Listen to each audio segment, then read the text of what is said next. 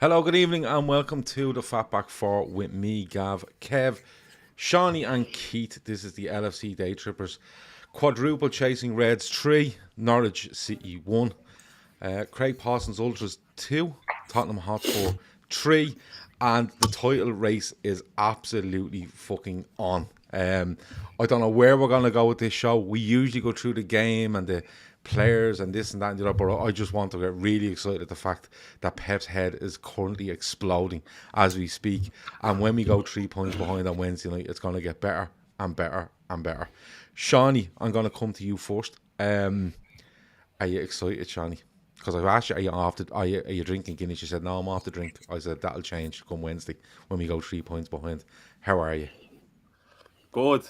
Yeah, it's weird. It feels like we're coming into the final chapter of the season, and to be still in pretty much every competition. It's a weird feeling because obviously this team has been brilliant over the years. We've won the two big ones, but I think this is the first time where we find ourselves in a situation where we can literally win everything. And there might be other people from that support other clubs watching this thinking, going, are they fucking mad or not? But they know in their heart of hearts that this group of players is good enough to go and do it all. And it's weird. It just seems to be falling into place, Gav.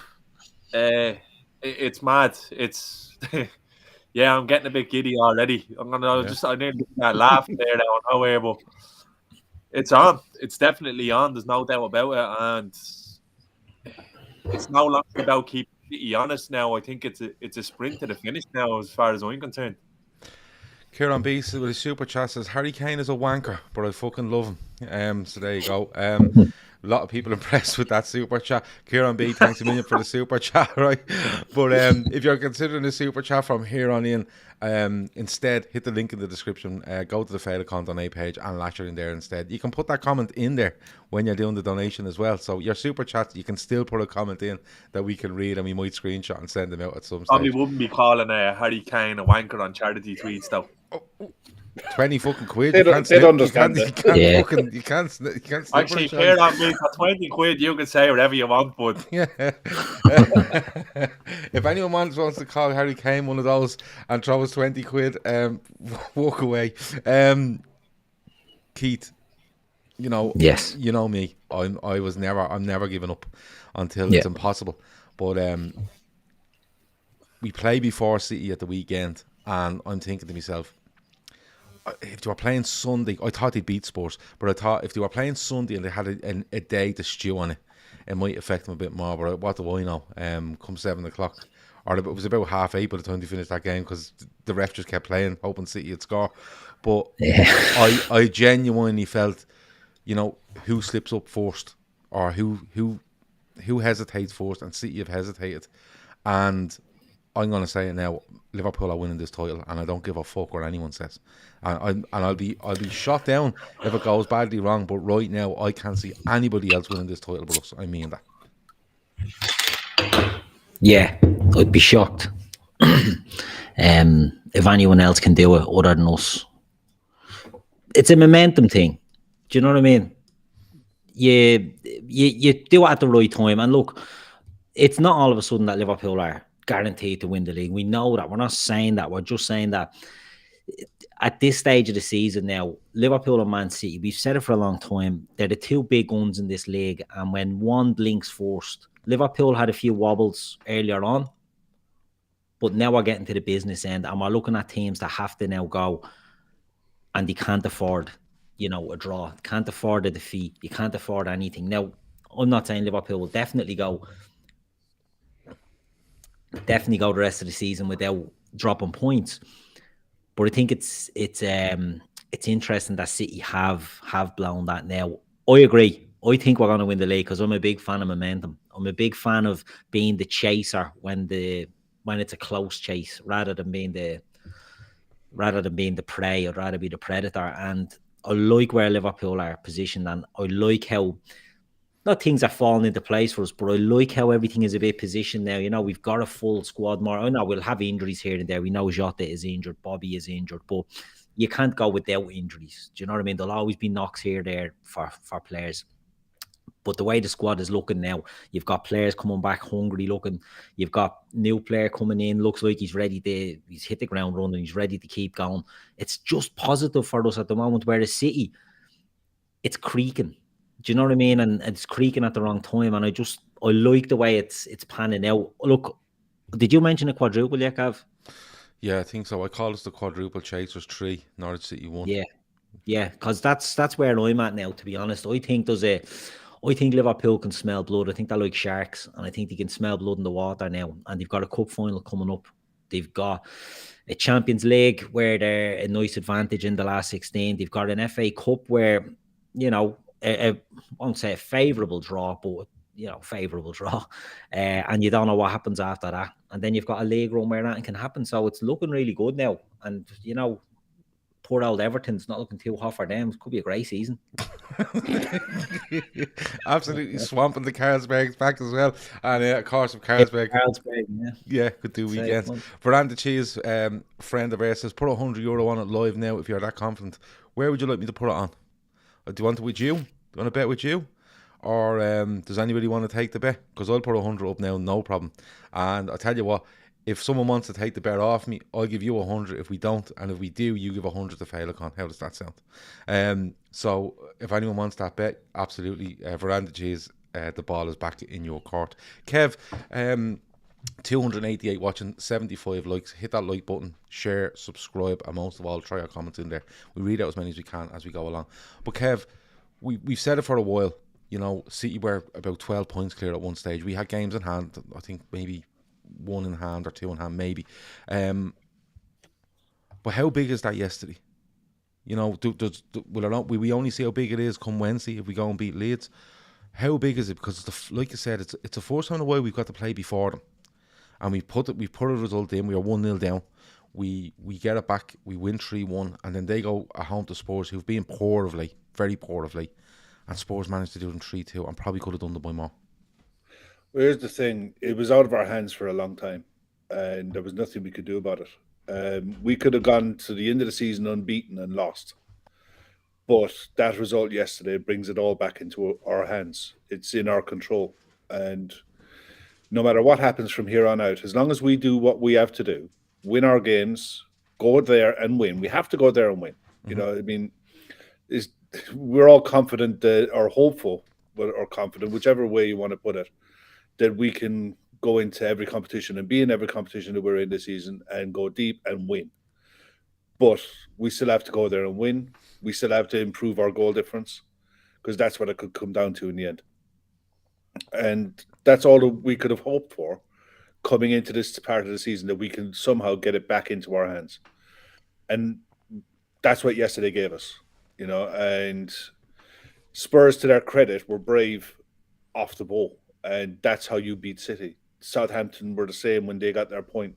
You have to be brave off the ball and play through their break and counter at pace. And you can get at them. They keep a lot of clean sheets, but they do it through fear. Sides are terrified to open up against them. And Tottenham proved yesterday you don't have to open up against that Man City side to be able to get at them. The back four has a reputation of being better than what they really are. Laporte is their best defender by an absolute country mile. Cancelo's an excellent fullback. He is top drawer, top tier. Walker's got a mistake in him, and so does Diaz.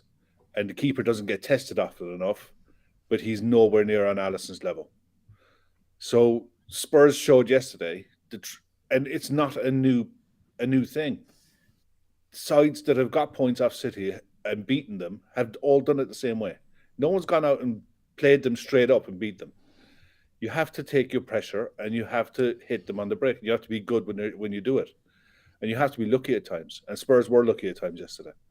But at the same time, they deserved their points. And you're right, they could have won by more. But and the way Leeds played today with Man United, that pitch was so heavy. They're not going to fancy coming to Anfield. They can't make that many changes. They're going to be huffing and puffing after an hour. So it is in our hands. Keith was right about the league and the Champions League, about having not cushy numbers, but we've earned our lead in the Champions League to be able to look at getting into the next round and be fairly confident in doing so. The FA Cup is a favourable draw. But we're coming into a right run of fixtures now that there's a bit of fear there in it, which is good, a good fear. I'd rather be playing a Leeds, a Man United, an Everton, a Villa, those type of sides, than have a string of games against Burnley and Norwich, sides that you're expected to steamroll, because that's when your head can wander off to look at different competitions. The fixtures that we've got coming up are tough fixtures, and they focus the mind. And this season and last season and the season before, Klopp and the side have always been very good at next fixture. Chalk that one off, go again. Chalk that one off, go again. And they're going to have to do that again this season. That's the only way they're going to be able to do it. Well, I think it's very telling with some of the reaction of the City players in the last, and even Guardiola last week when he was asked after the Lisbon game, and he was chalking it down to it being 6 points. You know what I mean? As if we had already won that game in hand.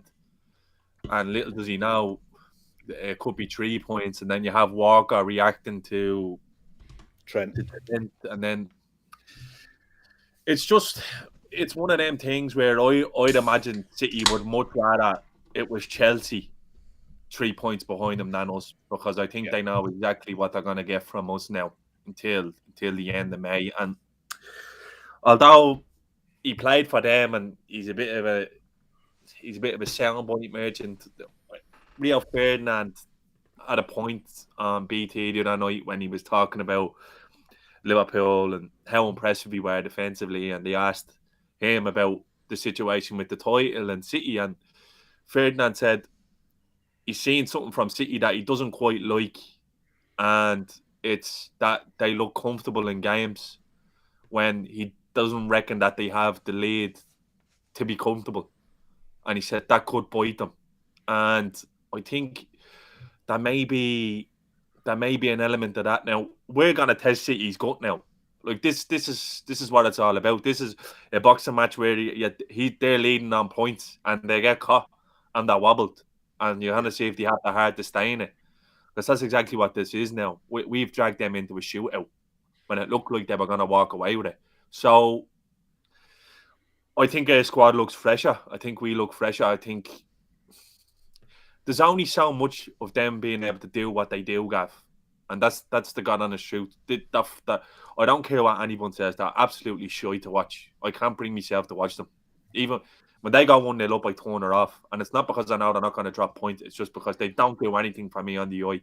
I think that football is shy. I think that brand of football is shy. I think the club is soulless. You see yesterday, they have an extra fucking brand of an extra row. They're just shy. They're pricks.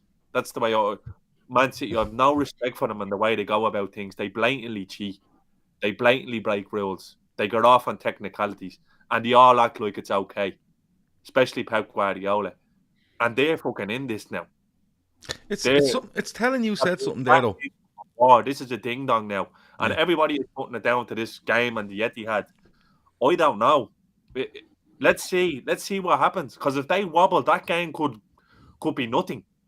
That's the God honest truth. Because going on form with the last 15 Premier League points. What you're thinking is you're going to the Etihad, and if you win, you could go 4, 5, 6, 7 points clear. That's what you're thinking, exactly. Isn't it? Exactly, because when they wilt, Gav. They wilt under pressure. He walked away with it last year.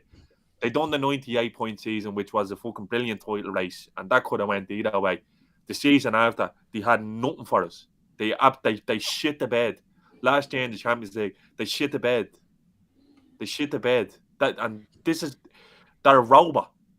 They're a robot in terms of, oh yeah, we'll just kind of. I thought it was done, to be honest with you, because it looked like they were going to do the typical 15, 16, 17, 18 games in a row win. But everybody in this league is. I looked at the table there, Gav, before they came on, and bar Southampton, Leicester, and Palace maybe to an extent, everybody is playing for something. Everybody. Yeah. And there's going to be 0 gimmies in this league. 0. And we're right fucking in it. And I think next Sunday is the town set. If we win that cup, that's a rocket. That's a huge rocket. because there's some players who haven't won out at this club yet. There's Diaz is only had to come in the door. There's Jota. They have the taste for it. And as Keith said, there's fucking blood in the water now. And this team has been written off pillar to post. I wrote us off. I put my hands up. I didn't think we'd do it because it's changed. The dynamic has changed so quickly. But they're looking over their fucking shoulders now. It's a bit, like I said, it's no longer about keeping City honest. We did our job, and they haven't. And we go out now and win on Wednesday. That's it. That was the first chance we had to apply pressure on them, Gav. The fourth chance. Because it's the first game week in a long time where we played ahead of them. And the fourth shot, they wilted. They've dropped points. They've blinked first. They were shite away to Southampton. They were the first half an hour, Norwich had a go with them. And they're getting the 6-yard tap-ins. I'm telling you now, they do not fancy it. And I think the best thing that can happen between now and that game is for them to get us in the quarter-final of the Champions League as well. Because they will fucking wobble. I want them in the semis. I want them to go to the semis, and I mean they'll have to concentrate on that a bit longer, and we can get them in the league. But it's telling what you said there. He's talking after the Sporting Lisbon game, and he's literally talking that it's 6 points. He's not giving Leeds a chance. He's basically saying we've been on a brilliant run of form, and they have been a brilliant run of form. I'm only 6 points clear. Why didn't he say 9? It's because it's mental gymnastics. Yeah, but you see, that's the thing. He should have turned around and went, and we're 9 points clear, but it could be 6. He, in his own head, he's already preparing himself for Liverpool coming over that hill. There's no doubt in my mind. He's already mentally trying to prepare himself. And the problem, I think, with Pep Guardiola, when he tries to mentally prepare himself, is he tries to get too clever, and he tries to do mad things, and they don't work out well. Like, if you watch that game against Spurs yesterday, they should have come out and controlled that game. They should have come out and they said, listen, we can beat these by leaving 2 centre-backs, a full-back, a defensive midfielder at the back at all times, and put 6 of our men up the pitch, and we'll beat them. Right? We're that good. But they didn't. They pushed on and they pushed on. And what happened? Ball into Kane, takes a touch, turns around the corner, bang, they're in behind you. And it was them trying to overemphasise or show a show of strength when they should have been a lot cuter. But I want to get on to us. Right, because we will come back to the whole psychology of both managers, both teams, the fixtures we have, where we are in different competitions and stuff. But Keith, I'll come to you. Yesterday, we go with a lineup, which was, when I say a bit of a mad one, I thought it was a bit of a mad one. But we have loads of options, and you have to use them. And Klopp is obviously looking at going strong against Leeds and strong against Chelsea, because they're 2 massive, massive games. And he felt he could afford to do this against Norwich. But without going into the whole game, we'll touch on a couple of players, but without going into the whole game, Keith, our mentality yesterday was go out and play the game, do what we do. Okay, we go 1-0 down. It's a bit unlucky. Fine. But we react. And Klopp reacted and he went, right, that's enough of that. 59 minutes, bang, bang, bang. All these players on the pitch. We're changing to 4-2-4. We're putting Thiago and Henderson in midfield. We're going to put Mane outside. We're going to bring Diaz a little bit inside, Origi, and we're going to mix it up. And eventually went out 3-1 winners. And I think that if we'd have won that game yesterday, Keith, 3-0, standard, 1-0 at half time, 2-0 on 60, 3-0 on 80, people wouldn't have batted an eyelid. But I think, in my opinion, and this isn't going too far, I don't think, but I think others are looking at us going, they just made changes and brought on so much quality and changed our system completely. Like we went from 4-2-3-1 to 4-2-4 or 4-3-3 to 4-2-4. We didn't give a fuck. And we went out and Klopp made decisive moves. And I think that strikes at the heart of other teams way more than a standard win. And coupled with the City one yesterday, Keith, I just think it's the perfect storm what happened yesterday. The manner of our win and the manner of their defeat. And what a show from both sides. It couldn't have went any better from our point of view. It really couldn't, Keith. Yeah, no, I agree, Gav. I agree, because you're right. 3-1 win against Norwich. If it had been 3-0, it's routine. But it's another game. It's, in fact, the second game in a row where Klopp has impacted from the bench. And we've said it before. Early as well, Keith. Hasn't always done it. Do you know what I mean? He hasn't always used his bench to great effect. But yesterday was another example, and it looks, obviously, you look at the team selection yesterday and it stinks of just, giving players rests. Where can we give lads rests? Joe Gomez plays at right back. We know Joe Gomez isn't Trent Alexander-Arnold. We know Joe Gomez naturally as a centre-back. But you look, where can you give Gomez a game to rest Trent? Well, there's one. Probably look at the maybe not the cup game. He could go the cup game again, maybe in at right back against Norwich, but it's where we're in a situation now where we can pick the squad.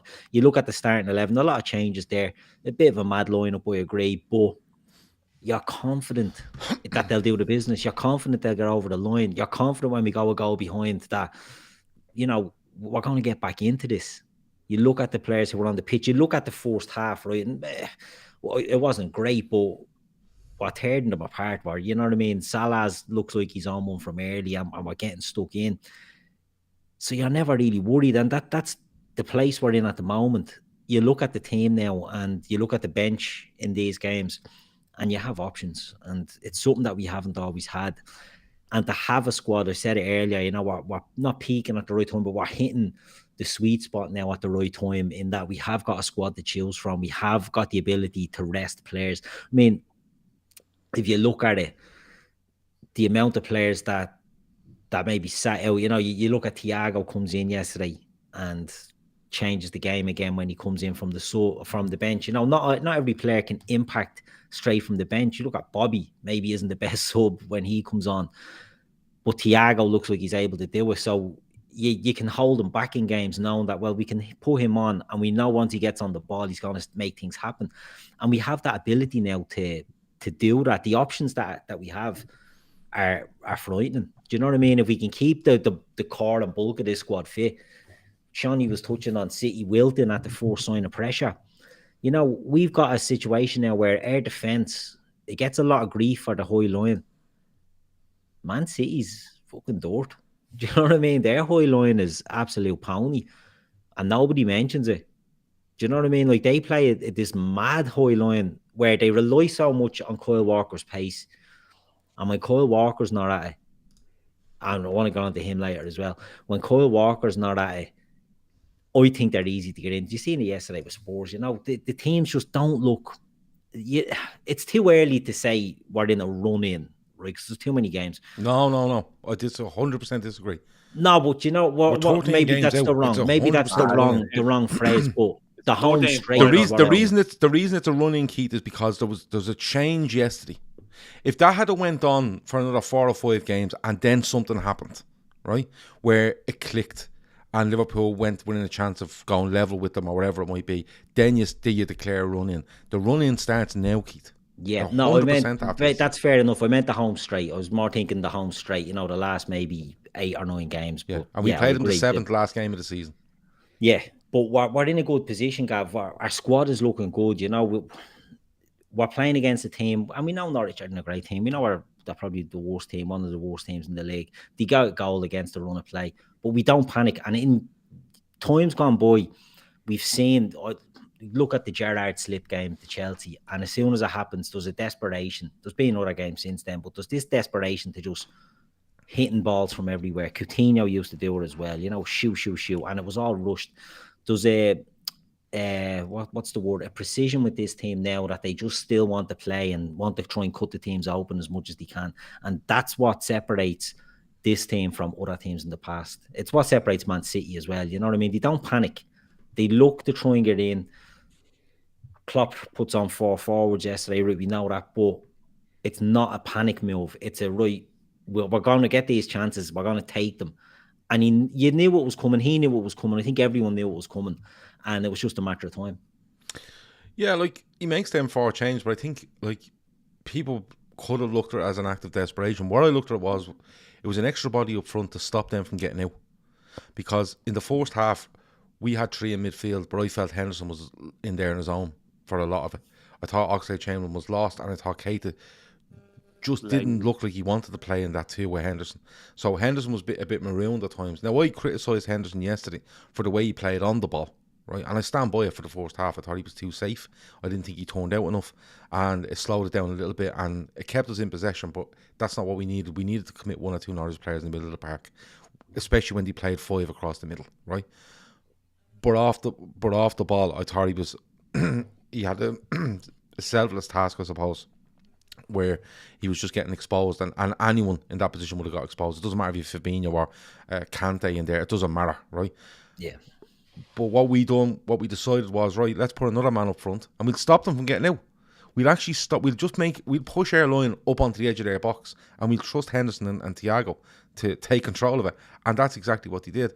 Kev, you know, it's a big win for us. You see Klopp make the changes. You see what we get. But Key touches on something. There's no desperation, right? We get a goal from Mane. What does he do? Doesn't celebrate. Come on, back up the pitch. We want to score. Salah, 3 minutes later, he could have taken that out of the air and smashed at it. Right, fuck, there's a chance to go in front. He doesn't. He starts doing pirouettes on the edge of the box, not acting the bollocks, right? Passes in the net, right? We still don't panic at 2-1. We keep the ball. We play until the open, and we get it. And you look at the players involved, Kev. You know, Mane back from an AFCON, scores. Salah, you know, still haunted by the AFCON, I would say, scores. Luis Diaz, only getting in, makes a brilliant run, scores. Thiago comes back, controls it when he comes on. Henderson grows into the game. Simicast's cover, fine. Gomez's cover, fine. It just looks, I feel it just looks like we look like we're just getting to the point where we're hitting a level of strength that, and I said it last week, no matter who we put on that pitch, they'll want to break that bollocks for this team, Kev, because if they don't, they're not playing the following week. It's as simple as that. Well, the thing is with the changes, and we said it in the post-match after, Klopp knows that at 1-0 down, 1 goal back isn't enough. Draws are no good. You have to win. And he gave them enough time to effect change. You know, where Keith was saying earlier that Klopp, like, last season would maybe make changes later, but that was because of the options that were available to him. He gave them enough time. And Mane, got the goal back, go again. There's composure and confidence. It's not arrogance, but there's a confidence that they've built up over the years that they've been together. They know how to win games, and they know how to manage games when they get ahead. That goal that they got yesterday, it could have been defended better. Matip couldn't do fuck all about it, and Alisson had no chance. But even when the ball went in, it was like, okay, let's just get back into this now. It wasn't a panic. There was nobody shit the bed. It was, they knew the job. And when he brought on to change it to 4-2-4, they knew their jobs and how to play in that system too. It's not something that you'd see us use that often, but it's nice to know that it's in the locker if we needed it. That's it. That starting 11 yesterday could easily have played in a back three. When you looked at it on paper, That's we what could I have played thought a it three. was. Yeah, we could have played a 3-4-3 from the It start. did look a bit like that because Van Dijk kept going over to the right hand side, so he actually looked like he was a central part of a 3-man centre back. Yeah, and it wasn't until like about a minute had gone, and they'd had their corner that from the first minute, and when we went up the pitch, and you saw the two sitting midfielders, and you thought he's gone 4-2-3-1 here. This is different. And it was different, and I felt sorry for Ox in a way that he was neither here nor there. He didn't know he was the one that looked like he stuck out like a sore thumb. He didn't know where to be and how to get involved in the game going forward. But at the same time, when the subs came on and we changed it, it was night and day into how we attacked the game. And the way we attacked from both sides, equally as quick. We could have ran out 5 or 6 in the end. You know, it was just a brilliant performance, a brilliant win, and a much needed win. Especially, it's nice to get one as well when you come from behind and you have to work for it. You know, because this run in is not going to be easy. You know, as Seany said there, you're not going to get anyone going to hand it to you. You know, everyone, bar a couple of sides, is playing for something. You know, I'd hate to have to go away to Wolves and need to get a win. You know, and I think City have to go there. Seany, you know, so it's going to be one of those. Yeah, Seany, I want to ask you something because Liverpool players and management, Jurgen Klopp, Pep Linders, players, whatever it is, they always speak about we only look at the next game. This game's over, we look at the next one. But I have a little feeling, Seany, that, listen, we know Liverpool squad over the last 3 or 4 years are primed to play twice a week from fucking the middle of February to the end of May, or whatever it is, middle end of May, right? We know they can do it. Right, we've seen it. We've seen it in 17-18. We've seen it in 18-19. We've seen it in 19-20, where they've had 3 seasons where they go very kind of deep in a lot of competitions, right? But they're primed where they can literally go, listen, Saturday, Wednesday doesn't fucking bother us, no problem. But Seany, how much of that team yesterday and the selection for you is something where he looks and goes, rest a few here, because I think he's going to go bang bang Leeds and Chelsea, right? And he's going to go heavy, and then he's going to look at Norwich again in the cup on the following Wednesday or Thursday, and he's going to go rest again, and that's our last rest. That's our fucking last rest, right? Because then we're following up with Inter, and we're following up with United comes up, and Arsenal comes up, and he's definitely, I feel, Seany, he's priming them to put them in a position where he says to themselves, win against Leeds, try win the League Cup, hopefully you do. You get a little rest against Norwich, and then every single spot is up for grabs now. And we're going now till whenever the last game of the season is, and we are going at it every fucking 3 days. Because Dean Smith, it is Dean Smith that manages Norwich, isn't it? He said yesterday, like, they're an awesome side, playing in an awesome stadium with an awesome set of fans, and when we went 1-0 up, we deserved nothing from the game. He was very fucking, honest. But he said, we went 1-0 up. It was a bit fortunate, but then you see the decibels go up, then you see the intensity go up, then you see the players come on, then you see the bravery go up with what they do, and then you see the quality come out in them. Out of all that, Seany, I think he's priming. I think he's priming them for literally saying, right, 2 games, rest, and then from there on in, we are at it. And there's no stopping Seany. And or am I just making this up in my own fucking head? No, well, like, someone's phone is very close to that mic there. If you want to move it. Football is people going on about what's our best 11 and this and that. I don't believe in that shit anymore. If I see someone saying, are they in their best 11? Well, it depends who are playing. Like, it's a squad game. There's horses for courses, and I thought yesterday was the perfect opportunity for us to rest players, because you're playing Norwich, who have been largely fodder for most sides at home. And look, they came and they gave a go, but it was only ever about us getting that bleeding interference is down my tits in. Yeah, no, I've on my phones away. Everything's been moved. Playing Norwich at home, you have to show these lads that there's a way in, especially Gomez, because he's been unlucky in games where he might have gotten thrown in and he's been injured. But yesterday he goes in there, and I think Gomez suffers because he's not Trent. Like, Gomez would be a more old-fashioned right back, and I thought he was good, and I actually thought his distribution of the ball was very good. I thought fizzing his passes really well, and even in the attacking bits of play, he was all right. He was beating the man and getting the ball off, so I had no issue with the 11. I look at the team now and I kind of go, that's brilliant. I look at the bench now and you go, that's great. Obviously, Jota and Firmino not there. They will come around, but it's always about dangling the carrot now, Gav. It's always making sure players know that at any opportunity they could be used and they will be called upon, and when they are, they'll need to be on it. Because the end of the pitch yesterday with Minamino and Rigi on there, who haven't really been there. This is more or less with a full strength team. So look, I'm gone past the point of doubting starting 11s, this, that, and the other. The way I saw it was, and I don't mean to sound like arrogant, it was fucking Norwich at home. There was enough there to get it done, and we should be able to chop and change on Wednesday against Leeds, but enough there to get it done again, because this is the idea of having a strong squad, having a strong 15, 16, 17, where you can throw any combination of those 11 once you have your spine there. For example, you play Virgil and Alisson in most games, we're going to win most games. Especially with the way Van Dijk's playing at the moment. We can't suffer slightly with when we miss Fabinho. We do seem to get overrun a little bit in midfield when Fabinho's not there. But look, that was an apt opportunity yesterday for him to sit out. And he did. And there were no problems. Like you said, he can go bang, bang, the same team twice now. Leeds, Chelsea. Because Klopp's all about rhythm. He's huge on rhythm. And they're all chomping at the bit. It's like we're going into the green zone, into the higher gears at the very, very specific time where it's winning time now.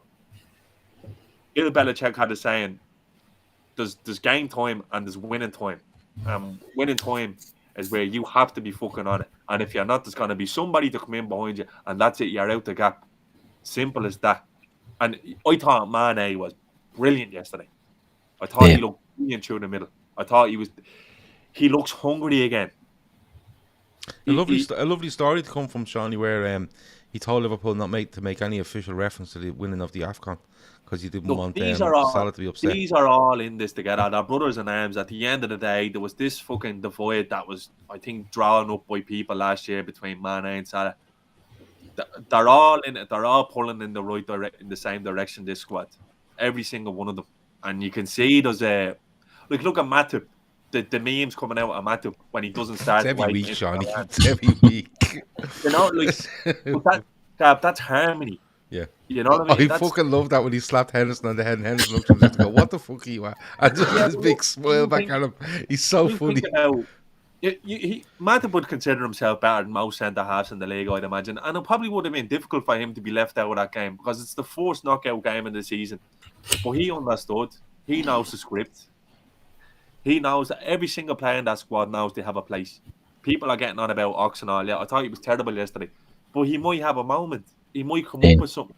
And that's what he done. Like Burnley away last year when we needed to get in top 4. He gets a goal. So this is the beauty of it now. And one thing that on Deloitte, and if you could sum one thing up about Klopp that I'd say probably hasn't been the best since he's come in, is I always felt that his ability to change game with substitutions. I know fucking the Barca game, but that's playing storming the bleeding teacups or lightning in a bottle. But the last two great sayings there, Seany.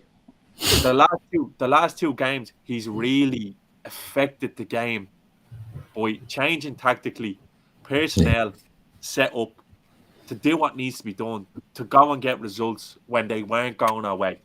And that's huge, Gav. That's huge because we were struggling in Milan, and he makes a little adjustment, bang, 2-0 we're out there. And we were struggling yesterday. Let's make no bounds about it. We are 1-0 down, but it didn't look like it was going to exactly go away. But there was no panic. And he had players coming in there, now, I'm going to fucking do a job. And we came out trumps. So everything is good at the moment. And we just need to hope that we can just keep the core players fit for as long as we can. And the biggest thing about it all for me is, none of us embarked on it, Virgil van Dijk is back to his... he's a fucking joke, he is. Blatant best. Yeah. Blatant best. Where the games are now looking easy for him again. He's playing in slippers, and then he's going into sixth when he has to. That's so fucking big for us. Do you know what it is? You see teams... Because that not only helps us, but that kills opposition as well. Look at Inter the other night, terrified. We thought this fella. But that's what's happening with teams. They're having a little go, and then they realise, this fella's fucking the bizzo again, and then they just go. Lautaro Martinez literally tried to run out of the ground away from with the ball. It was ridiculous. And Zeko just gave up. And he's no joke, you know what I mean? He's a top quality forward. He's making loads of noise here, as much as he can. And thought, nah, not tonight. You know, Dzeko was playing well the other night. Virgil was like, nah, not coming in tonight, son. Well, look, I'm going to go and grab 2 more cans because I've absolutely swamped them 2, right?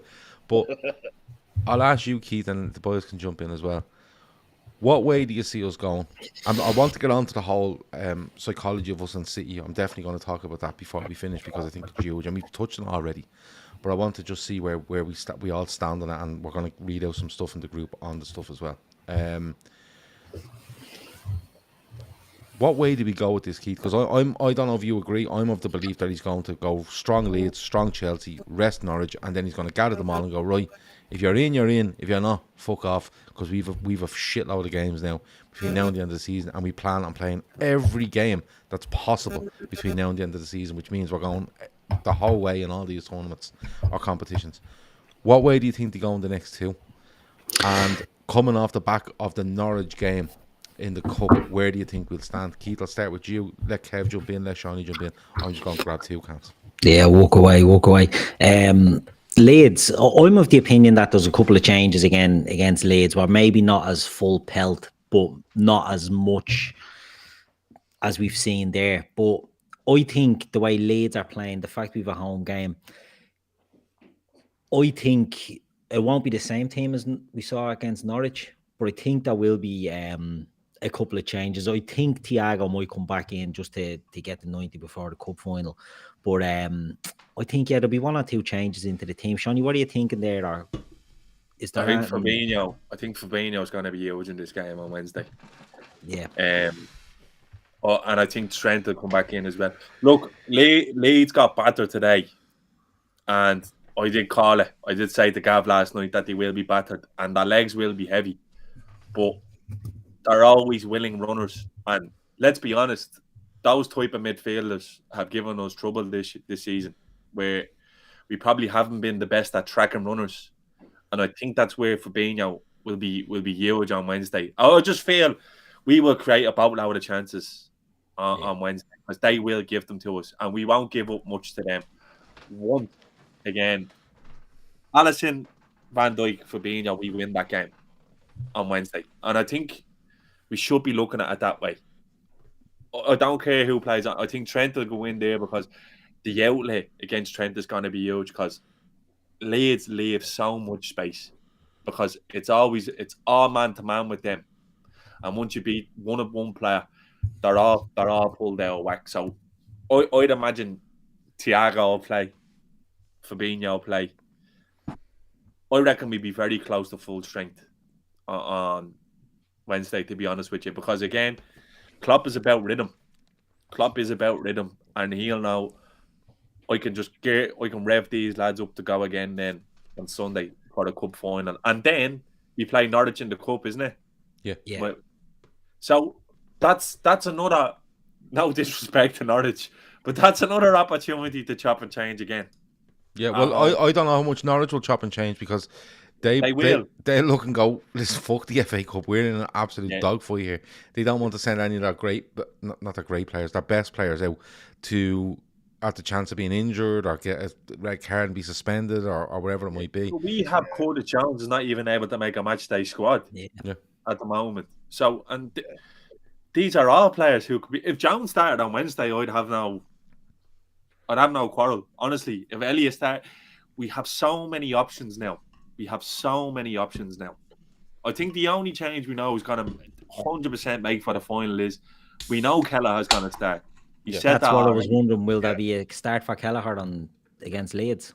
Will he give him a game to get him into it, or does he just throw him in cold? No, put him in against Chelsea. He just goes into the cup final. I think you'll have Trent, Konate, Van Dijk. Roberts. Yeah, Trent, Konate, Van Dijk, Robbo, Fabinho, Thiago, Hendo.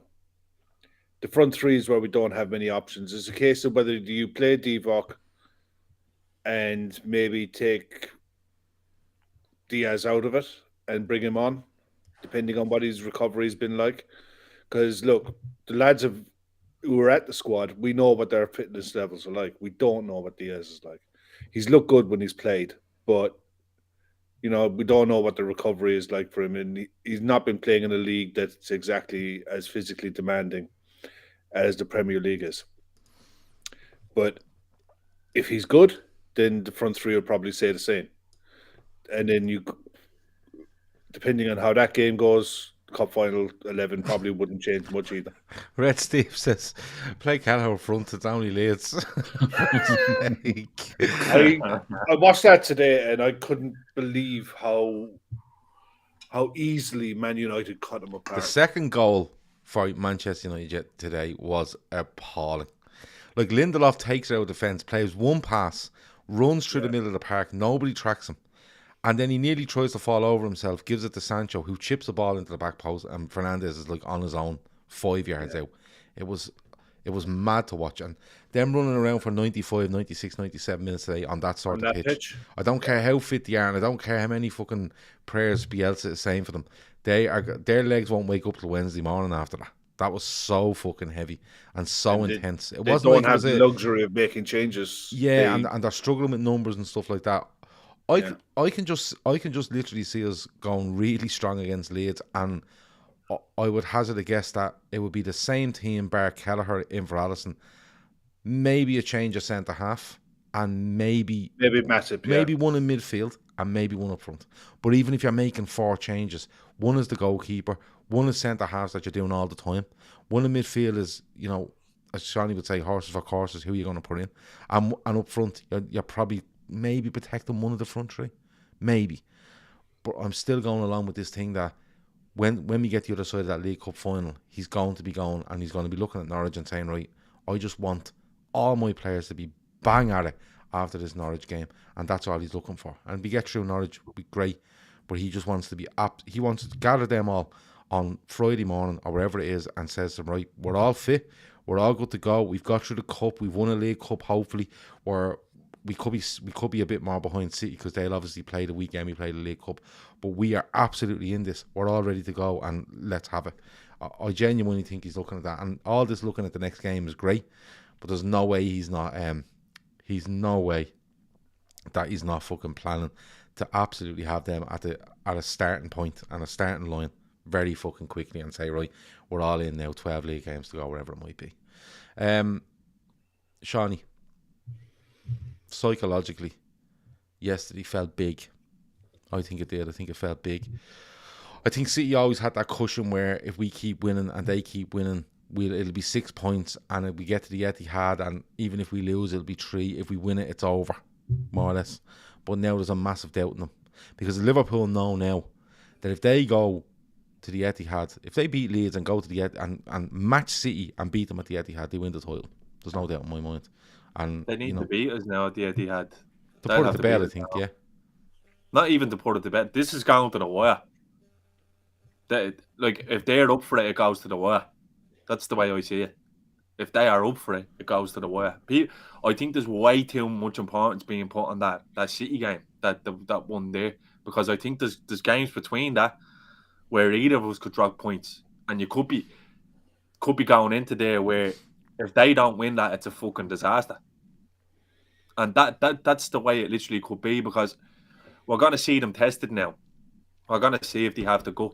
It feels a bit like 18-19 when we were 7 points ahead and we just skidded a little bit. Well, we were 7 points clear. They won it and did a game in hand. We had a game in hand. Which will be the same for us, I think. No, exactly. We get the Arsenal one out of the way before it. It just feels like there's a lot of big games, guys. There's a lot of football to be playing. There's going to be twists and turns. There's going to be weekends where you come on here and say, we fucked it up. And then there's going to be the following weekend where they're going, we're back in it. Yeah. It's going to be like that. And that's the joys of a title race. We actually have that now. When it didn't look like we did, we are waiting for the door to open, but they've left it completely ajar with what's going on. And they're going to be tested now. The metal is going to be tested, because the big elephant in the room for Man City, apart from it being Liverpool and Jurgen Klopp, like Pep said, we're like a boil on their arse. They've got to win the Champions League. They have to win the Champions League. Because if he leaves there and he doesn't, I don't care what anyone said. We done a transfer show the other day talking about players being deemed a success. If Pep Guardiola walks away from Man City without winning the Champions League, it doesn't matter how many domestic titles or anything else he wins. That will always hang over. And that will always be used. Well, it hangs over his Bayern Munich career. He wins hangs over him now. I think he wins 3 in a row league titles at Bayern, but you know, he gets taken apart in Champions League at certain points. And the fact Klopp's done it, and then Tuchel went in there last year and done it, it heaps more pressure on him. Well, it makes him think more, and when he has to think more, that's when you're in trouble. I think the pressure is all on Man City, and I think I was so surprised, Gav, by the comments at Lisbon. I really was, because it was just kind of like, why are you talking about us? And it's not even a. I think he was asked the question: is there any side in Europe capable of beating you? And his first thought was Liverpool. And that in itself is telling, because he could have just ignored the question and batted it off like most managers would. Like he often does. He could have easily turned around and said, there's 16 teams left in this competition. Yeah. And we're hoping to be in the last 8. So there's 7 other teams there that we could possibly get, and it'd be a really tough game. I'll leave it at that. Yeah, and that would be a stock answer where people would walk away and go, he's being really classy about that. But he can't help himself. He cannot fucking help himself. And he's no good at psychological warfare. No, and he is no good at it. It's 9 points, and he keeps saying 6.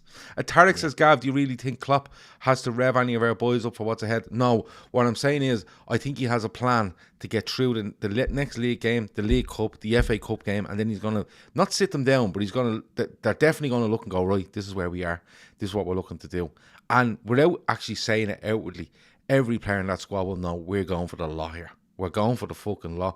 And you either want to be in the team and perform, and if you get in there and you don't, there's fellas behind ready to absolutely take you But apart. the longer that goes on, that's what I'm saying. Sunday is huge. Like, the longer that goes on, that sort of momentum thing, that doesn't become a pressure.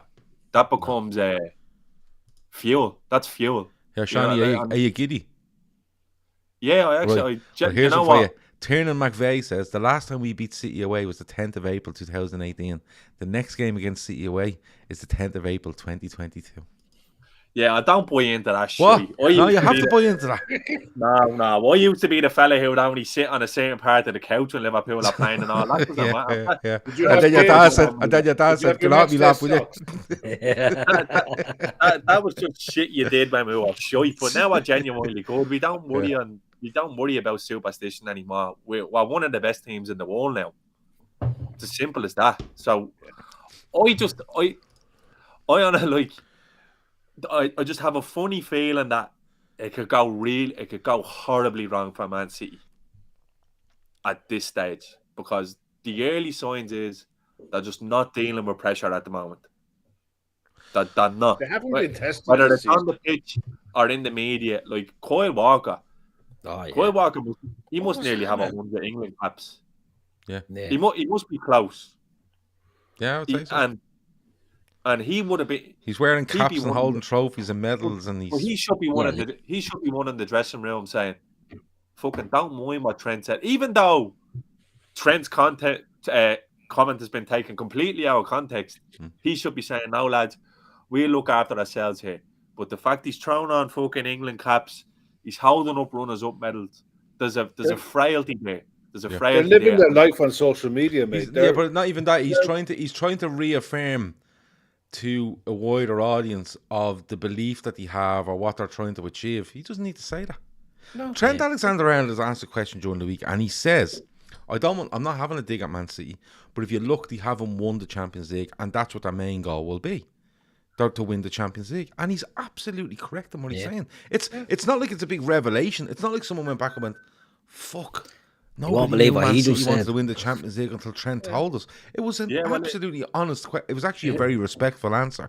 But the way they've taken that, listen, Kyle Walker's sitting in his bedroom, right, with a fucking hat on his head, some trophy, a medal, and he's fucking... Do you know what he looks like? Do you know when someone... I always say, you know, in the Star newspaper, when, you know, their roof has fallen through because of a flood or because of heavy rain, and they're sitting on their sofa, and they're big glum faces on them, and they're going, in the Star newspaper, going... What will we do tonight? Our house is fucking ruined. That's exactly what Kyle Walker. He should have just been in the Star. The thing that summed it up for me, if that had been Trent putting that up, and then the funny thing is, and I don't know whether there was time. Well, he can't because he has a winner's one. Yeah, I don't know whether there's time. I don't know if any has watched that Bezies with Trent and Curtis Jones. Trent is beyond intelligent.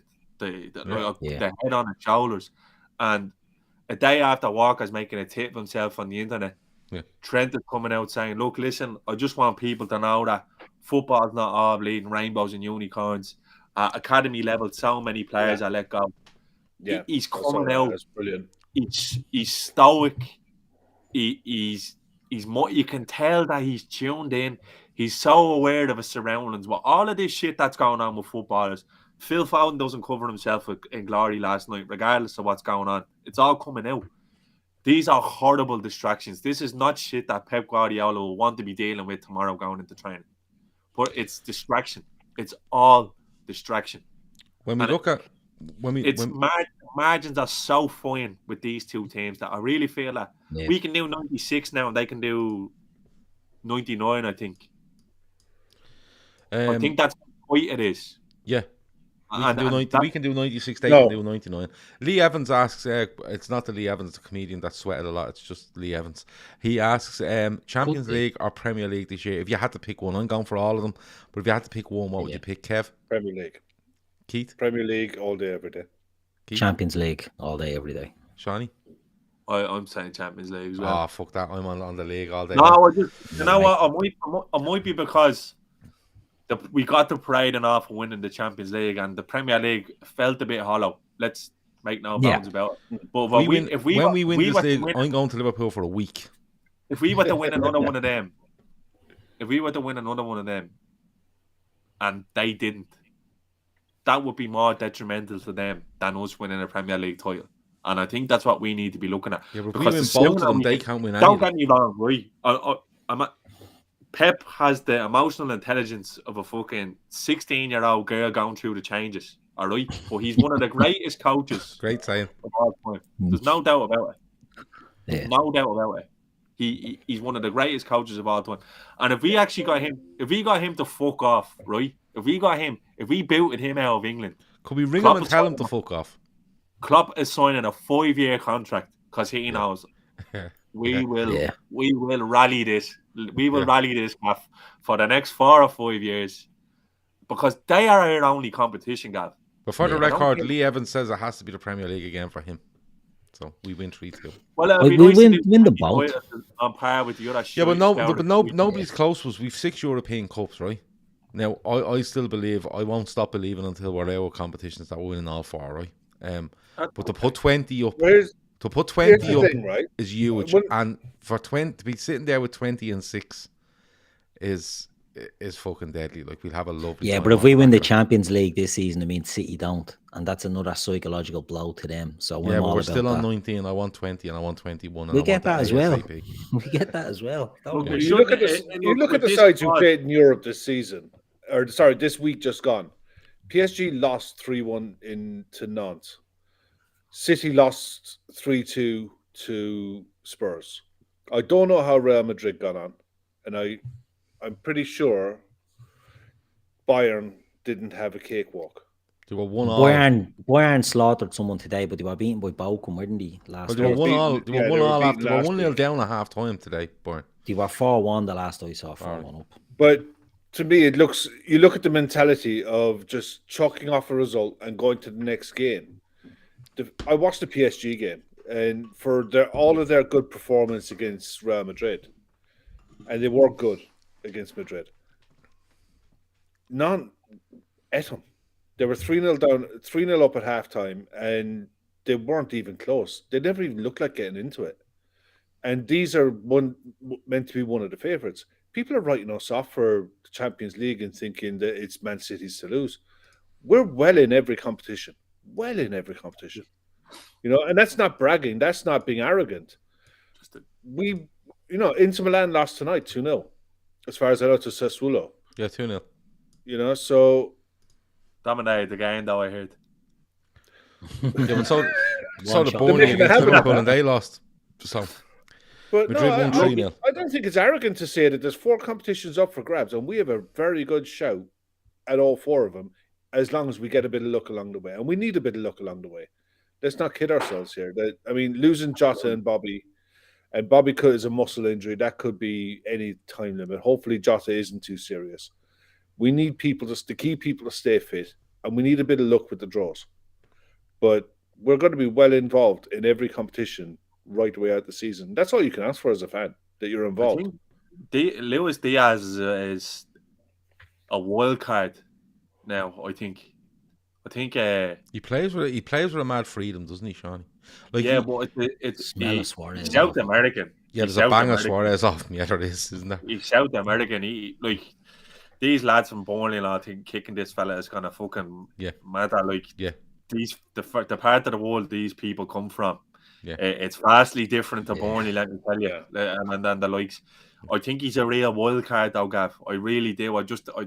There's something about him.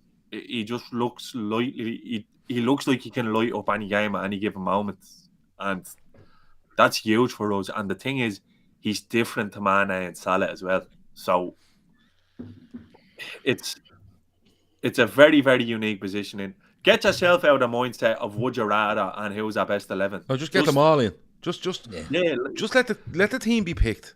Chill the fuck out. Watch the game. Watch us win, right? And then just keep believing that you're going to win 4 trophies. Now, listen, it could come to the end of the season and you've won none of them. But enjoy the fucking Premier League titles onto the bus because we didn't get to celebrate the other one. I'm not messing with you. I'm not messing with you. I swear to fuck, if we win the Premier League title this year, I'm gone for a week. There'll be no shows unless someone else wants to sort it out because I will not be here. I'll be in Liverpool on the absolute fucking tear from... Yeah, we'll all be with you. Like, it'd be fucking... I'm gone. Good luck. Like, I was only looking back. I was saying it on the show the other week.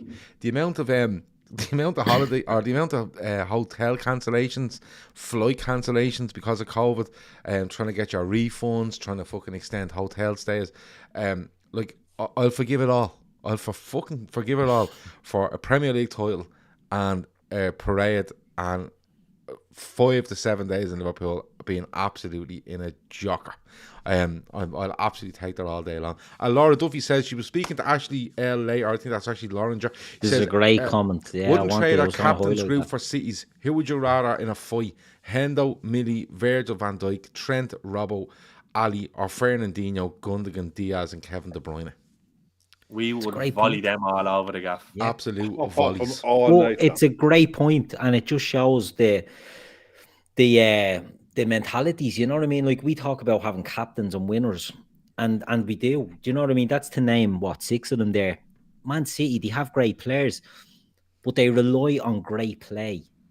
Do you know what I mean? They rely on pulling something magic out. Spurs done them yesterday. They showed on Match of the Day. I'm not a fan of Match of the Day. I think it's absolute pony. But they showed where Spurs got them. And they got them in the areas where the wingers of Man City like to play. The little 1-2s in around between the fullbacks and the centre-backs.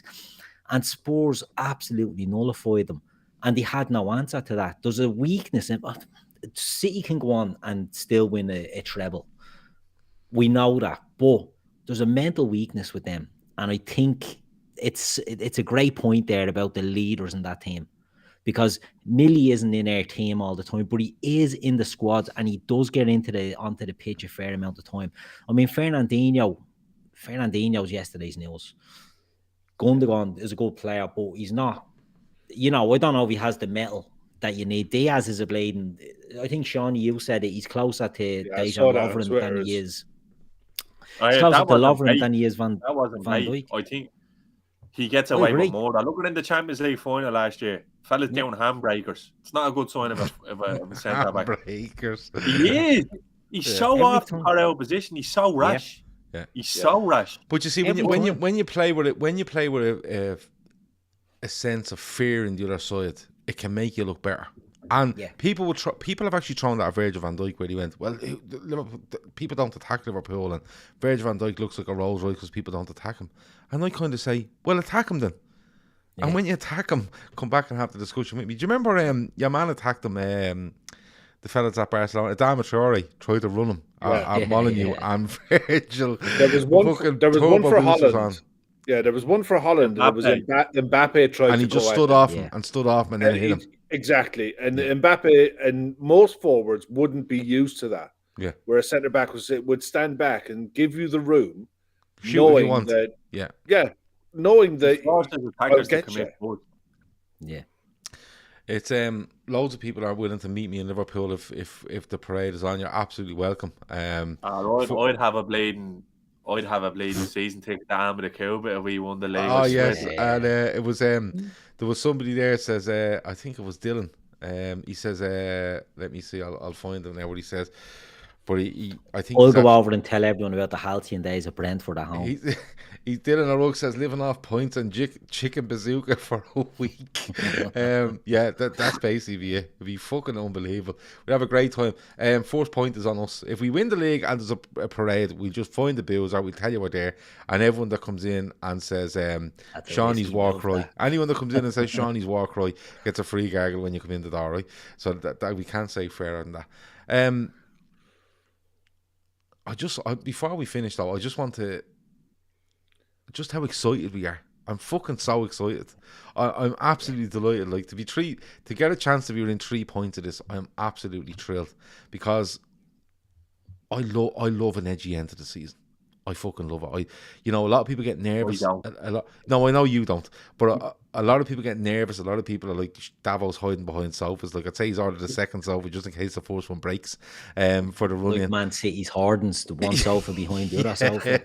Davos cutting out a hole in the cavity wall in the sitting room so he can get into it, so he doesn't have to fucking see it. But I love it. I fucking love every minute of it, and I probably love it more because of this Liverpool side. Like, I'll ask this question, Kev. I'll come to you, then Keith, then Seany. Kev, 13-14, we're in a title race, right? But you kind of know that how, it's just a manic, it's mayhem, and how far will we go beyond it, even if we won a league title? But how enjoyable does these run-ins become, or how more bearable are they when you know how good this Liverpool side is? Because they look, they're the best Liverpool side in the modern era. There's no doubt about it. Look, there's not many sides in the Premier League era, full stop, to compare to the Liverpool side, the current Liverpool side of the last 3-4 years, and including the Man City side of the last 3 or 4 years. When you look at Premier League history overall, I don't think there's many sides that could get close to what the two, us and City, have done. I'm kind of calm about it because I know that there's an awful lot of football to be played. It's like, get Leeds 1. Get to a position where you're within a win of City and you know you have to go there. Until then, I can't get. I'm not allowing myself to. I think it's probably too many scar wounds over the years of getting close, and if shoulda, woulda, coulda, to get really overexcited about it. But I'm quite confident, if that makes any sense. I'm not. I don't think that we're going to fall away. I've absolute confidence that we will get to a position where we can win this title. And whether it's the end of April or the last day of the season, we are going to be in with a shout to win it. But it's how many trophies are we going to collect along the way? 4 is the answer, Kev. I think we're definitely in with a shout of all 4, but I'm really calm about it. I don't know why. 2 years ago, I was hopping off the walls that get this title won. Just get it done. COVID is coming. Get this over the line. But now I'm like, yeah, I honestly believe we're going to do it. You know me, and it's not all the can speaking. I'm all over it until it can't be done. Keith, how bearable does it make it that this side is this good? And even if they don't go and win 1 or 2 or 3 or 4 trophies, right? You can't save us for the lack of trying, because they're really fucking good. And by the way, I only got 1 can out of the fridge earlier, so I have to go and get another one. But Keith, then Seany, it has to make it easier when you know that we're that good. It's not like 13-14 when you go, this is a big chance, and if we don't get it, we've probably fucked it up. And where do we go from here? 13-14 was built on sand, and we all knew it at the time, and we all know it even more now. This team is different. I'd like to think that, even if we don't win anything, I can't even get my head around that thought that we don't win anything, because this team is too good. Because if we look back at you see all these comparisons to Solskjaer and Tuchel to Klopp, but it doesn't take into account that Klopp was constantly building to something, and we got to Europa League final, lost the League Cup final, lost it, Champions League final, lost it, but we were building our momentum in the league over that time, and then we got to a Champions League final and won it, missed out on the league title that year and won it the next year. The last season, we all know we sort of fell off a cliff, but when you break it down, we started off the season really well. We managed the injuries really well until we didn't manage the injuries anymore. And it was only for that one little period of the season that we lost it. Man City got ahead of steam, and we finished the season really strong. So when you look back at the last 4 seasons, we've been at the top of the tree. Do you know what I mean? Like, we're up there, and it's the reason why us and City are mentioned as the best teams. You know, it's us and it's City, and there is a huge drop off because Chelsea can say what they want. They're not in that league. They're not in that. Romelu Lukaku had 7 touches against Crystal Palace yesterday. He played 90 minutes. Yeah, I had 8. You know what I mean? He had 7, so he was shite. He was absolute pony. But you know, this is it. This is it. They don't have that. Chelsea won a Champions League. We all know Tuchel came in, a good squad, underperforming under Frank Lampard. He gets them to a Champions League. They play a defensive style that wasn't his style, and he sort of sticks with it. There's cracks and creaks in Chelsea all over. Now, they're not that far off, you know what I mean? But there is creaks in them. Us and City have the ability. But you know one thing that we do have as well? When we talk about the run-in, do you know when we're saying we're really calm for the run-in? Do you know who else is going to be really calm? The players. Because we've won the Champions League. We've won the Premier League. So we don't have that monkey on our back. Whereas we had the Premier League thing weighing us down. We all know players wait the short to win the league title for Liverpool. Man City have that Champions League thing weighing them down. Do you know what I mean? So it's not a case that they can just say, right, let's focus. Liverpool, Trent said it, you know, we won both, and he was right, because to get over the hump and win that Champions League, to get over the hump and win that Premier League, right, we have to get over the hump and win a League Cup and an FA Cup, and I'm sure the lads can do that. We'd be looking at you know, some of the fringe players going in and doing the business in them games. But to have that, you know, being there, done that, I think it's a huge advantage. Now, look, as I've said, we've all said, City can go and win the league. City can go and win this, that, and the other. But I just like where we are for this. I like the mentality in our team. I like the fact that we have, you know, players that have been there, done that. There's not many in our squad that didn't win the big cups with us. Do you know what I mean? Because we haven't made that many signings. You're looking at Kanate, you're looking at Jota, you're looking at Diaz, you're looking at Thiago. But let's not worry about Thiago, because he's won plenty of fucking stuff in his time. Do you know what I mean? So we have players that have been there and won the big ones. So I think that's going to be huge in the run-in, and I like that, you know, we're gaining that momentum, and I don't want to get too giddy about it, but I think we're winning all 4.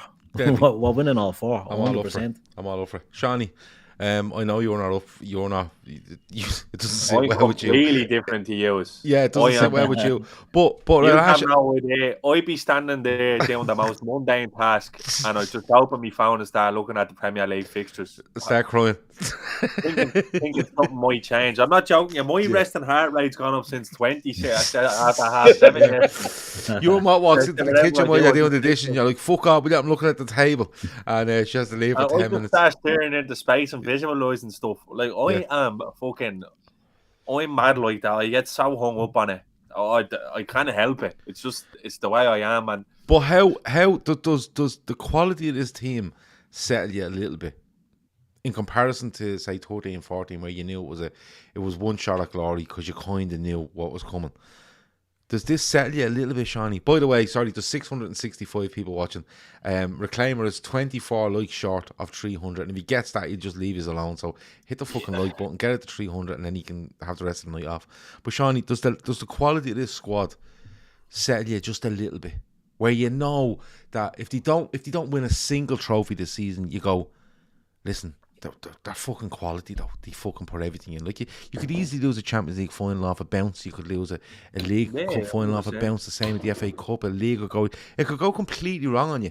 You know, someone said earlier, if we go and win the League Cup at the weekend, beat Leeds, we win the League Cup and beat Norwich, well, you see how many Arsenal fans and how many United fans will be looking, going, oh, fucking hell, this is going all over the place here. You know what I mean?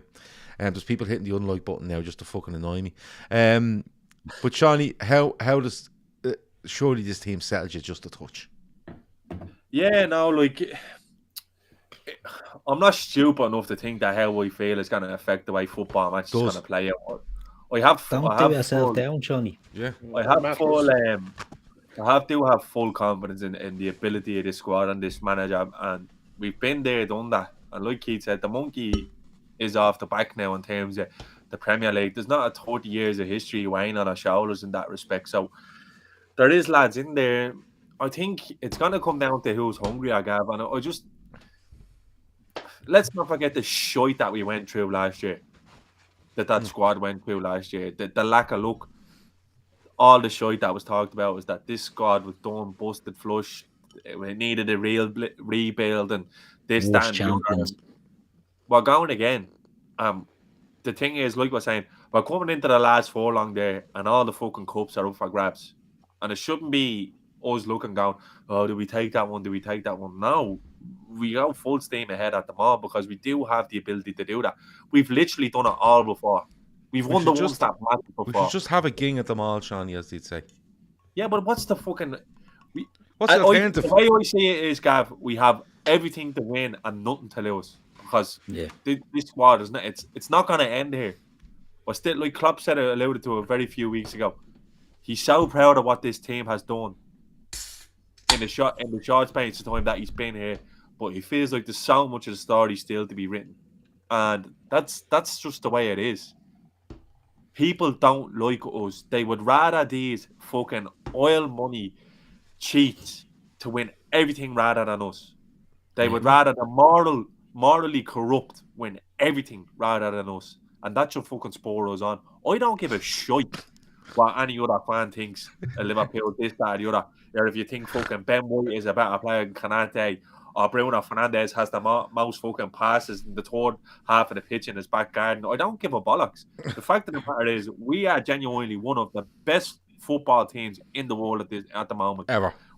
We're currently the best player in the world leading the line for us.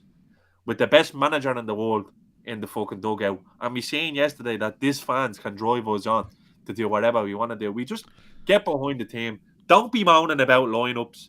Don't be moaning about Here comes the war cry, by the way. Just in case you missed it. No, Gav, I'm being deadly serious. I'm being deadly serious. I know you are. That's the way you should look. The journey is always better than the destination. Some of the greatest memories I've had for supporting this club, we won nothing. 13-14 was a brilliant ride. 18-19, hearts broke on the last day in Wolves. 2 weeks later, I'm in Madrid, out on my head, celebrating number 6. Football it's mad, but you just need to realise that we actually have the tools now to go on and do everything here. Yeah. And you just have to believe the team. Next week, when Kelleher starts in the cup final, don't be fucking moaning because it's not Alisson. Get behind the kid. Good goalkeeper. Get behind the kid. That's what it's about. This is what Klopp has built. It's not so much been a dynasty yet, but he's built a family with this squad. And I hate the saying, but it is. They're all in it for each other. And I genuinely believe that next Sunday is the fucking...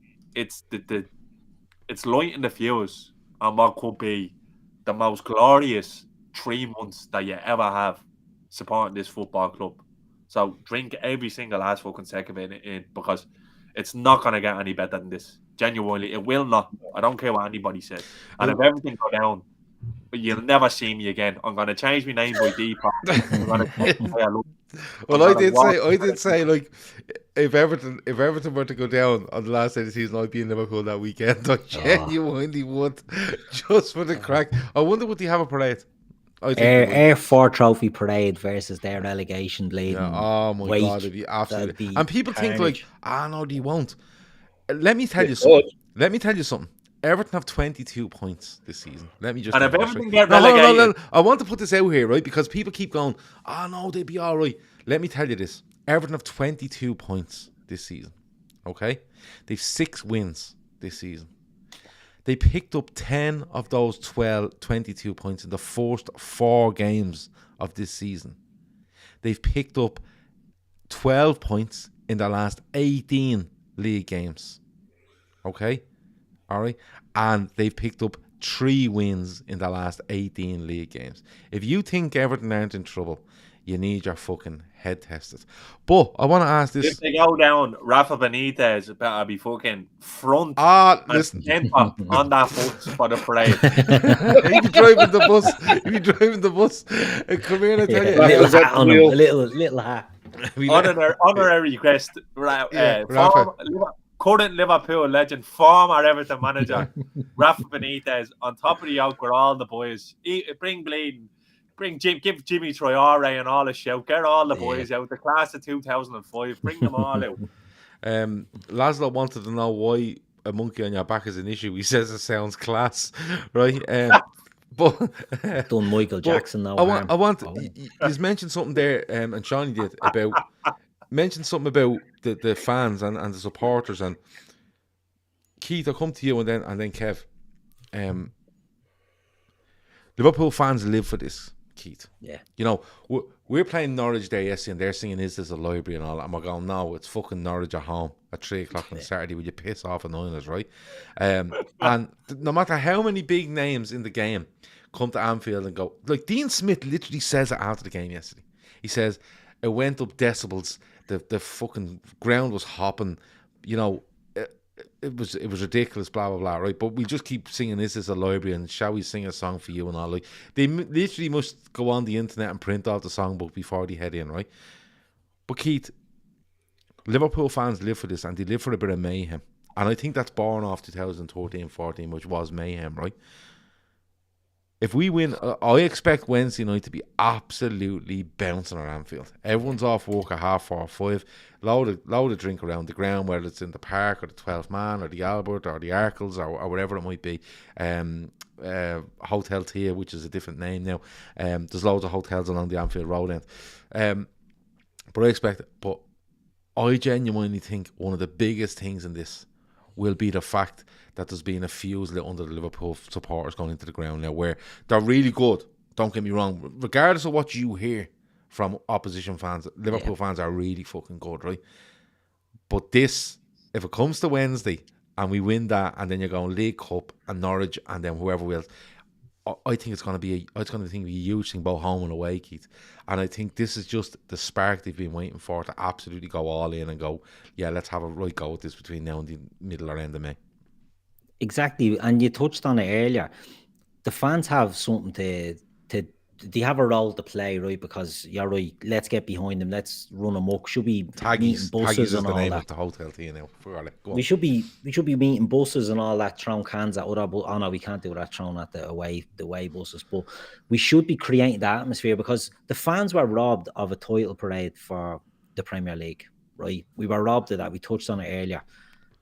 So don't sit back and moan about the atmosphere if you're watching it at home. Do you know what I mean? Like, don't let the away fans fucking tell you that, oh, this is it a library and all that. It's all a load of shit. The fans have a role to play. Every manager that goes there will tell you how much of an influence the crowd are. Sorry, Sam Tandy says we literally haven't lost a game at home for about 5 years in the league.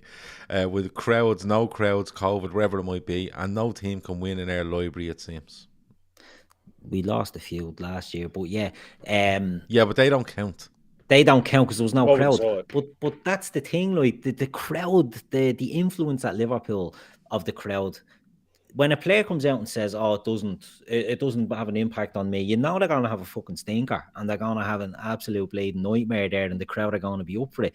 So I think the players are positioned well. The manager knows what's what, and I think the fans know as well. And I think you're going to see the Liverpool fans turning Anfield into a bleeding cauldron, which is what we need. What?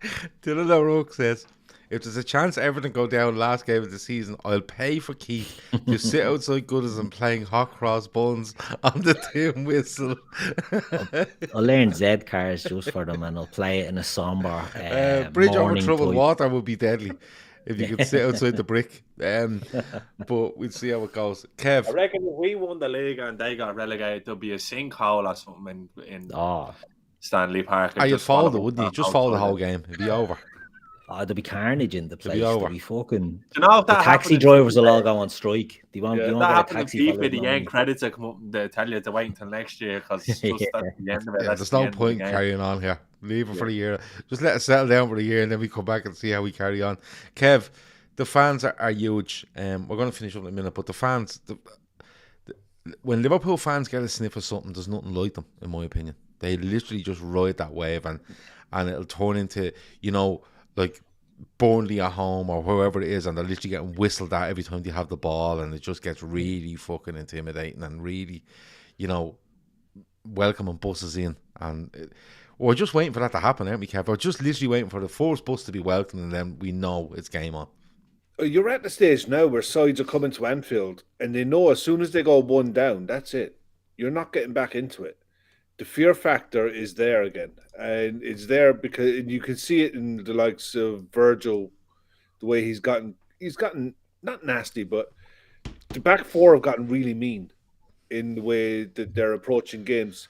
They almost get offended if you score, and Alisson, you can tell Alisson wants a clean sheet record for the season, and Virgil is looking back to his best. The side with Fabinho and Thiago in it have never lost. They want to keep that stuff going, and the fans will. As soon as we get to the quarterfinals of the FA Cup, win our games to get to that, win the League Cup, great, but get into a position, and then Anfield will get hostile, and everything there'll be a reaction to every decision. The pressure will go on to referees. You name it. Every trick in the book will be used. It's another thing we have on City, because I see what's that guy's name that scored the opener for Spurs yesterday? Kozlowski or Kulusevski. Yeah, and he's literally putting the ball in the net, and there's so many empty seats behind that goal. Yeah, and I'm kind of going, what the fuck is going on here? And like I just think when you compare what we will bring to home and away games to what they bring to home and away games, maybe not away games because City kind of hardcore support and go to away games, but I just think it's another one for us. I really do, Kev. I think they'll come to a point this season where the City's focus, Pep's focus, will go to the Champions League. And Seany could be right in what he was saying, that they could really fall away. They're not as good as they have been. Their squad is... Look, City are a very good side. But losing Aguero out of that side, and Jesus doesn't look like he's trusted. They're not as good as what they have been. They're living off of a fear that sides have going to the Etihad, and sides coming up against Man City. They're living off that fear. But sides are getting braver against them. The 5-0 in Lisbon during the week. Look, it was Lisbon. Lisbon aren't that good. But in general, the games in the league, they've been coasting. They've been managing them. Get 2-0 and manage the game borderline. Everyone tries against us, though, Kev. Yeah, it's like people need a reminder every month, 6 weeks, 8 weeks, that's wherever gonna go away. That City can be got at. It's like Spurs have given people a reminder, and you might see more teams in the last 12, 13 games go at them, because for me, I always feel like when I'm watching City, it's like, these cunts aren't even trying. These people are just coming out there and sitting in a block and hoping against hope that they get something out of it. Whereas with Liverpool, people actually have a go. But you look at the way they scored the goal yesterday. Look at the position that Kane took up. That was the position that Kane took up 2 years ago. Dropping deep and getting the ball on the turn and playing chip balls over the top. But Mourinho made him do that. Mourinho has actually added a huge amount to his game, I think. I know, but sides who play with pace up front and someone in that 10 can do that against. That's all. Yeah, but it's all about backing up your forward. You'll see loads of forwards in the Premier League get a ball into their chest or into their feet against Man City, and they're on the halfway line. But you won't see anyone run beyond them, or you won't see anyone look for the ball off them. They're literally going, "Well, you have it now. Can you do something with it?" No, whereas the ball has to go. The striker thing is gonna bite them. The which? The now striker thing is gonna bite them. Yeah. It's all well and good saying you're not playing with a striker and you're going out and dashing teams 4-5-0. Well, I've seen some people claim that they play 6 in midfield. And yeah, but when it's not going that way, when it's 0-0 at 10 minutes and you have no real target man, they will panic. Do you know what? Do you ever notice what I do? They're fucking spawny animals. When they pull the ball back, it's never on the ground. It's always up around the hand height looking for penalty. Yeah. I reckon Luis Suarez is probably their attacking coach, and he just hasn't been declared it yet. Don't get me started on him, actually. Gav, end this podcast before I wreck the place. Man City. Right, let's end it before I wreck the place. We can if we literally haven't mentioned one goal from the match. No, we don't need to. Me and Kev covered that. They were all great. They were all brilliant. They were Fair all play great. to them. That's all we need. Shout out They're to all Jordan great. Henderson, More so- who has been Yeah. brilliant the last 2 games. by Yeah, the way. Jordan Henderson really good, and he got better and better as the game went on. Delighted to see Diaz get that goal. Mane, as Kev said, turned himself into a pretzel. Salah was just Salah, and he's 150 goals he has. He has 100 and something like, he's something like 200 goal involvements in 230 fucking games or something for Liverpool. If you don't think he's the best that's probably ever fucking turned up at this club, and if you even dare to put Luis Suarez in the same bracket as him, I really don't know where to go with it. Luis Suarez was a fucking outrageous footballer, but Mo Salah, for the years he's there and the numbers he's putting on the board, is absolutely incredible.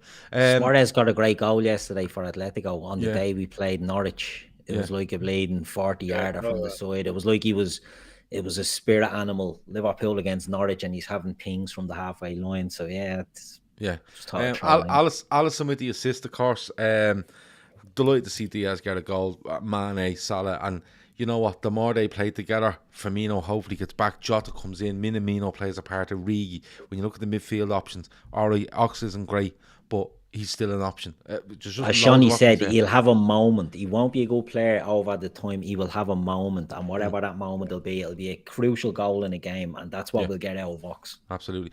I'm definitely looking at going over to Liverpool for the weekend of the derby.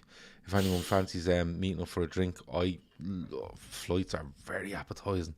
And place to stay, Jay Pearson from the Cowboy podcast has hooked me up there, so if anyone fancies going over for the derby, let me know. I'm going with no ticket, but I'll have a fucking great time anyway.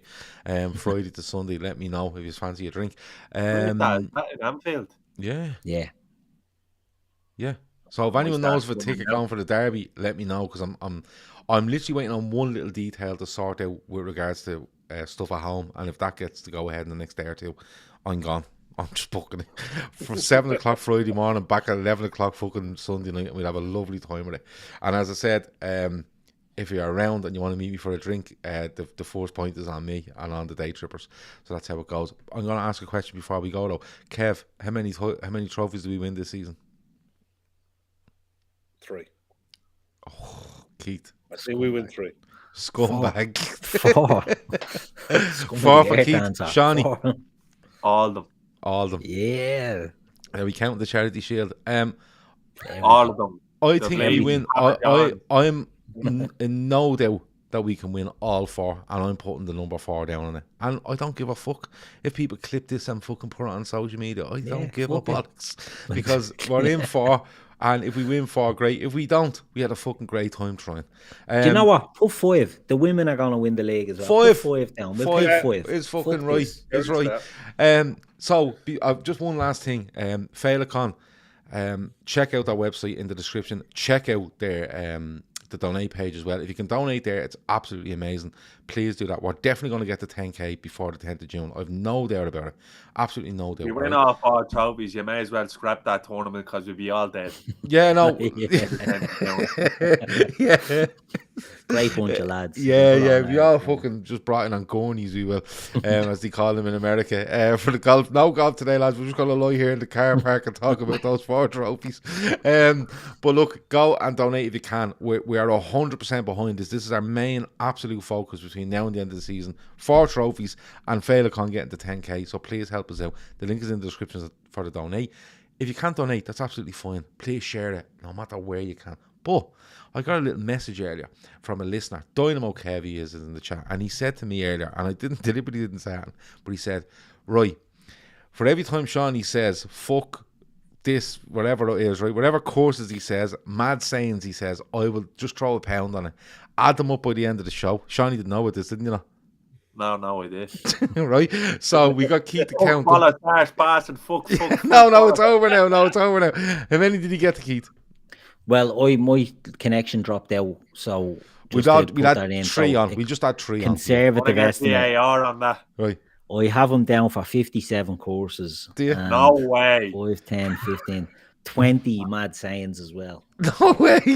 So that's 72. That's £75. £75. That's embarrassing, actually. You know No, that? it's not. It's fucking deadly. Shut up. Do you know what? If we'd have had all ours up, it would have been the exact same, Sean. You were just the unlucky You one. were just the one that got picked because Dynamo Kev said Listen, I actually only seen someone in the Blade chat earlier saying who has one left here on Johnny Bingo. Yeah, right. So Barry definitely says Sean, but they didn't know about it. They must have just one person did. Avo the third knew about it because he's in the same group, WhatsApp group with me and Dynamo Kev.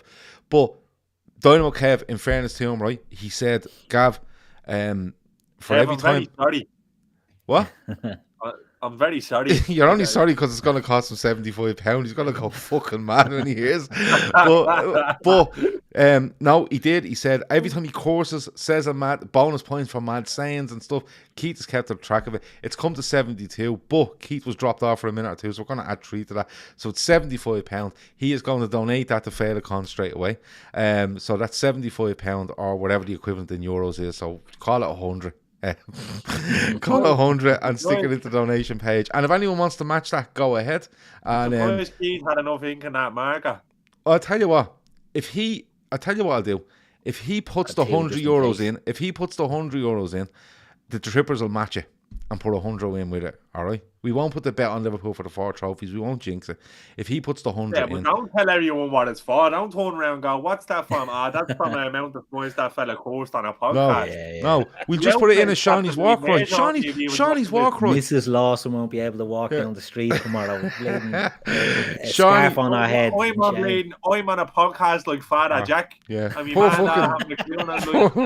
Master Disaster says, Jesus Christ, you're rinsing Dynamo Kev here, Shawnee. Well, I'd say Dynamo Kev's going to have to probably ring the Provident Man in the morning and see if there's a few quid going.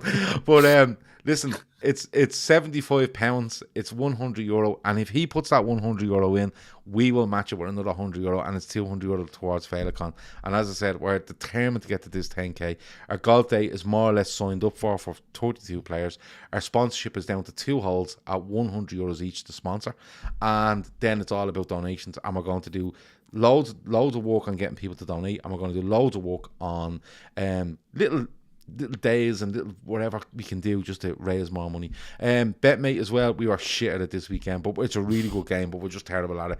I'm sure there'll be another pot come Wednesday, and we will do a midweek fix on Tuesday, and I'm definitely going to get one of the guests to be the man in the hot seat on Tuesday. Shawnee, anything else before we go, because it's 23:37. I'm so sorry, Kev. So sorry, Kev. I'm appalled by my behaviour. Yeah. Laura Duffy says you can call it VAR.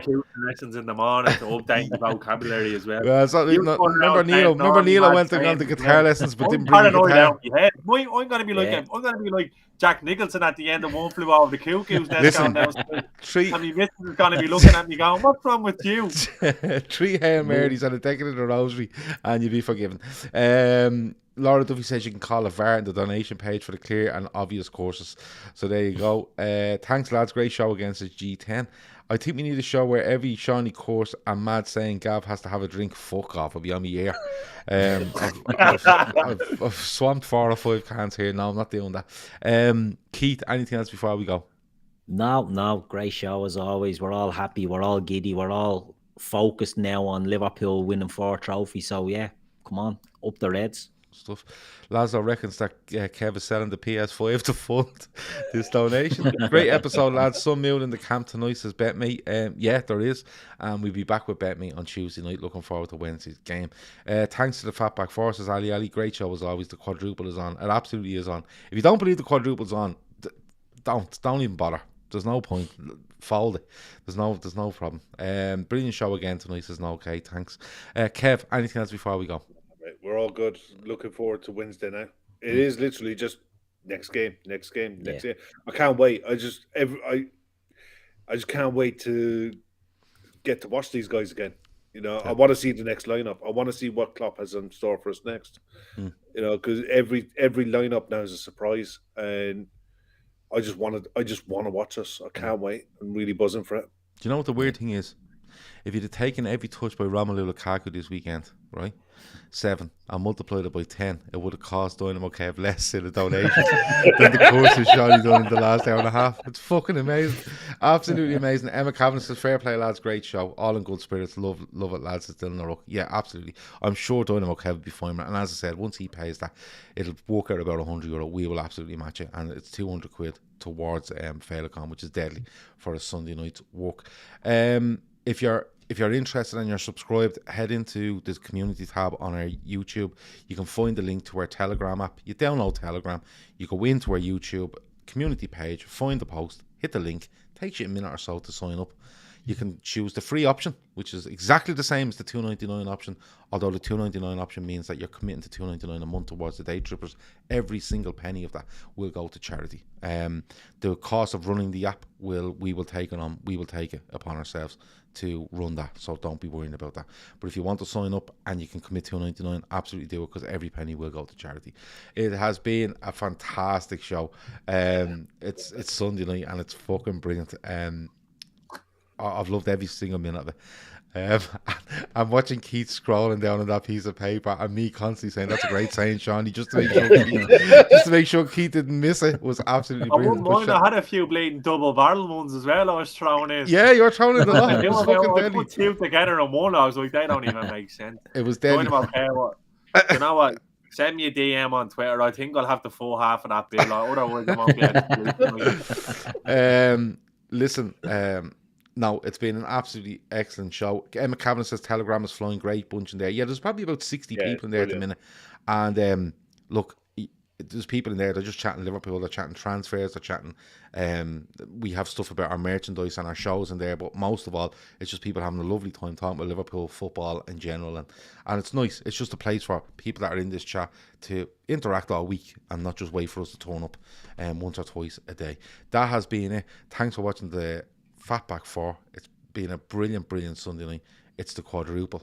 You better fucking believe it's the quadruple. Over and out.